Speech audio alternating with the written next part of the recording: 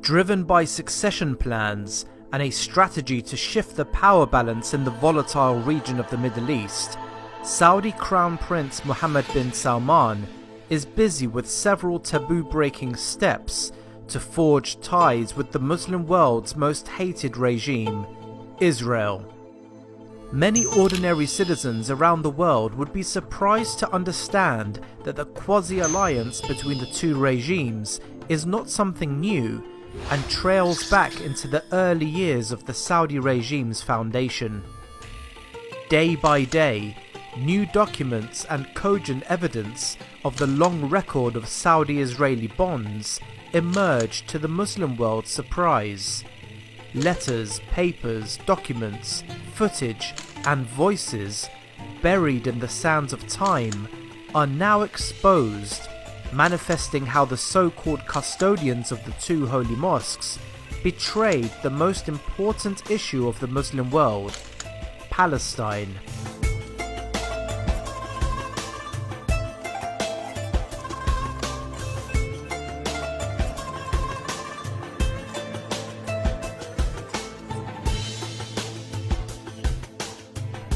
I am Sultan Abdulaziz bin Abdul Rahman Al Saud, and I concede and acknowledge 1,000 times to Sir Percy Cox, delegate of Great Britain, that I have no objection to giving Palestine to the poor Jews, or even non-Jews, and I never ever violate Britain's demands. These few sentences are the essence of the Saudi regime's policy towards Israel since the foundation of the kingdom by King Abdulaziz. Although Abdulaziz guarantees Saudi Arabia's neutrality on the issue of Palestine, historical facts prove that such neutrality has gradually shifted towards standing behind Israel in almost every conflict between Israel and Muslim countries. King Faisal bin Abdulaziz Al Saud, who ruled Saudi Arabia from 1964 to 1975, is credited by Saudi citizens and those familiar with Saudi political affairs with his pan-Islamist and pro-Palestine nationalist policies.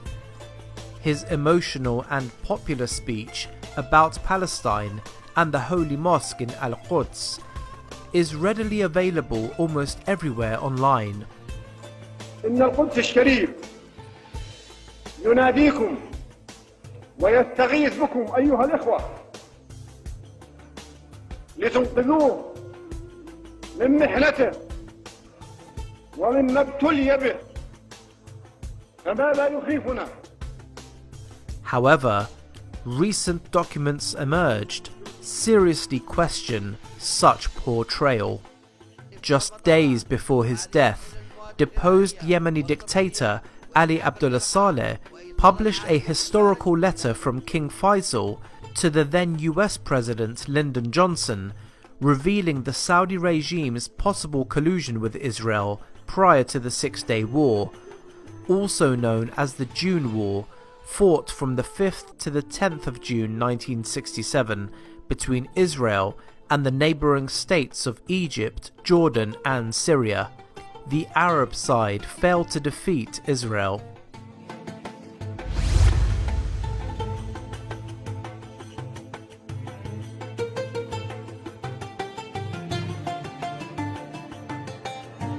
In his letter, King Faisal describes Egypt under the presidency of iconic Arab figure Gamal Abdel Nasser Hussein as a danger to the interests of both Saudi Arabia and the United States, stressing the need for the US to support Israel to carry out a swift operation against the Muslim country by which it would control the Sinai Peninsula, a vital area in the country.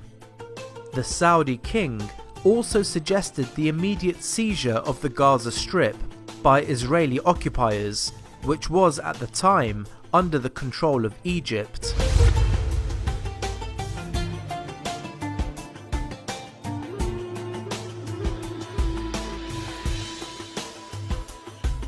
For decades, the Saudi regime has posed as a big brother for the Muslim world, claiming to support the Palestinian cause and to force the end of the Palestinian plight. Faisal's letter unmasks the two faces of Saudi Arabia, as he also proposes Jordan's control of the West Bank in order for the Palestinians to lose hope of controlling any land.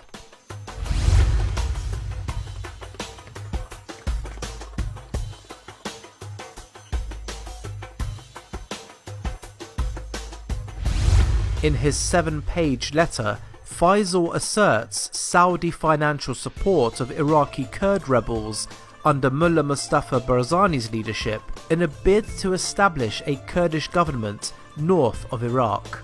The Saudis' diplomatic push in favour of Palestine's occupiers is not just restricted to the era of King Faisal or King Salman.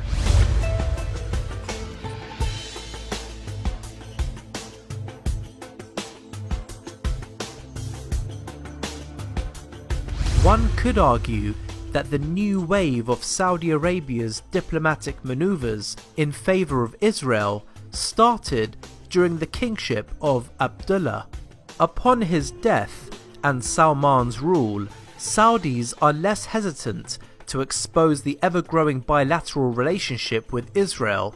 Statements and diplomatic maneuvers by Saudi Arabia are increasingly aligned with the idea of the establishment of Greater Israel, maneuvers that reached a peak after Trump's unilateral decision to recognize Jerusalem as the capital of Israel. Israel's capital.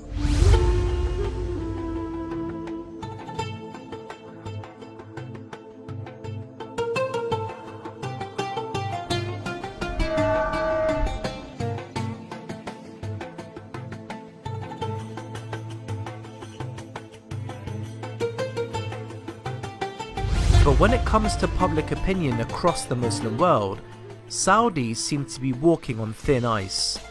For many across the Muslim world, the budding friendship proves to be vastly unpopular, and it seems that the regime is ticking all the boxes of a fatal mistake.